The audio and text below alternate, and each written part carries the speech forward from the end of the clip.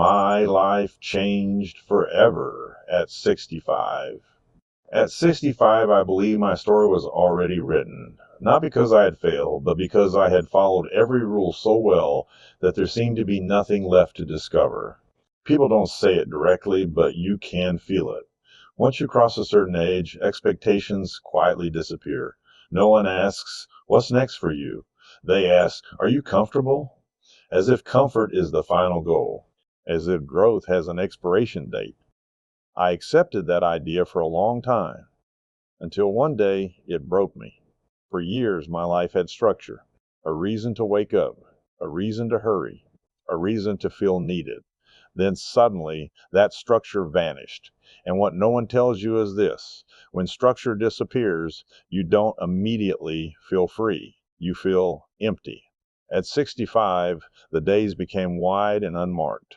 Mornings no longer demanded anything from me. Evenings arrived without meaning. And nights were the hardest. That's when questions appear. Not loud ones, quiet ones. Questions that don't want answers. They want honesty. Is this the version of life I waited for? Did I already use up everything important? Am I just passing time now? Those questions didn't make me sad. They made me afraid. Because deep down, I realized something uncomfortable. I had confused being busy with being alive. For decades, I moved from one responsibility to another. I measured my worth by usefulness, by how much I carried, by how much I solved. And when that stopped, so did my sense of identity. At 65, I felt something I had never felt before. I felt replaceable. The world didn't slow down. People didn't stop. Life kept moving, just without checking if I was still part of it.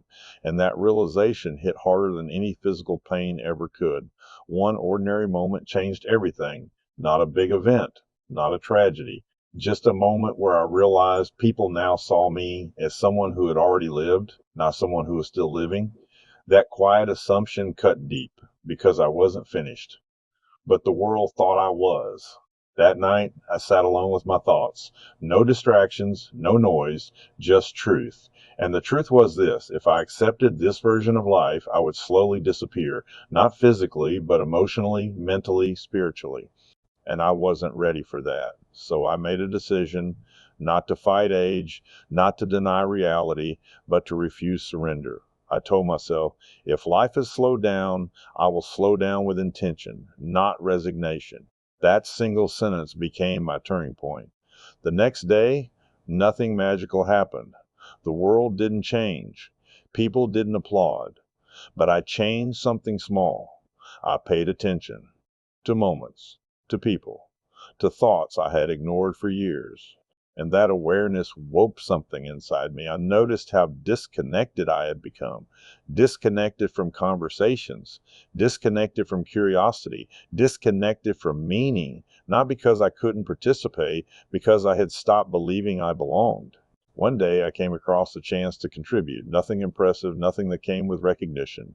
My first instinct was to step back. That old voice whispered, "You've already done enough. Let others handle this. This isn't your time anymore." But another voice, quieter but stronger, said, "What if this is exactly your time?" So I said yes. That yes changed everything. At first I felt awkward, out of place, unsure. But then something unexpected happened. People listened, not politely, genuinely. They didn't want speed. They didn't want trends. They wanted clarity. They wanted patience. They wanted experience.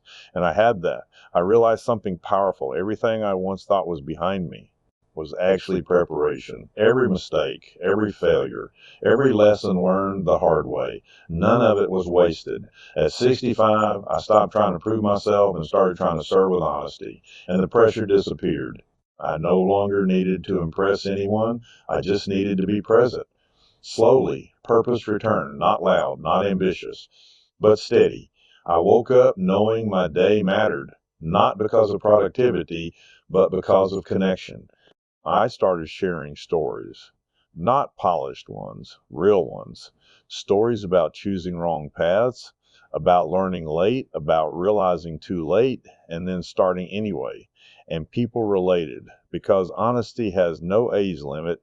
What surprised me most was this: The more I gave, the more alive I felt. Not drained, not tired, alive.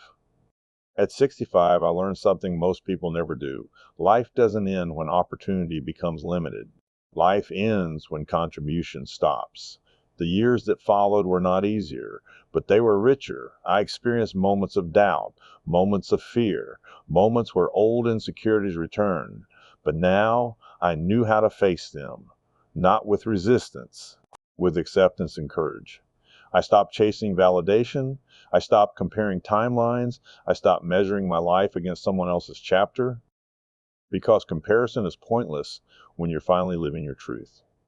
What I gained after 65 was something I never had before: freedom from expectation, freedom to choose meaning over approval, freedom to speak without fear, freedom to start things, knowing perfection was never the goal. I also learned this: aging doesn't steal relevance, fear does. When you fear being judged, you shrink. When you fear being ignored, you disappear. But when you decide to show up anyway, you become visible again. At 65, I didn't get a new life. I reclaimed the one I had ignored. Now, when I look back, I don't see that age as a decline. I see it as an invitation to stop pretending, to stop performing, to start living honestly. If you're listening to this and you feel like time has passed too quickly, if you feel like the world has already decided who you are, let me tell you something important. You are not late. You are early for the life that actually belongs to you. You don't need permission to begin again. You don't need approval to change direction. You only need courage to take one honest step forward. Start small, speak up once, show up once, say yes once. That's all it takes to break the illusion that it's too late. Because sometimes the most meaningful chapter of life doesn't come with excitement. It comes with clarity. At 65, I discovered clarity. And clarity changed everything. I no longer fear quiet days, because now they are filled with intention. I no longer fear being forgotten, because I know I am still contributing, even if no one is counting. If there is one truth I can leave you with, it's this: your value does not decrease with time, it deepens, but only if you choose to use it. My life changed forever at 65, not because circumstances improved, but because I finally asked myself one honest question: how do I want to live, not how am I expected to live? And when I answered that, everything followed. If you're still here listening, that means your story isn't finished. It might just be waiting for the moment you stop waiting, because life doesn't end when youth fades. It begins when fear does,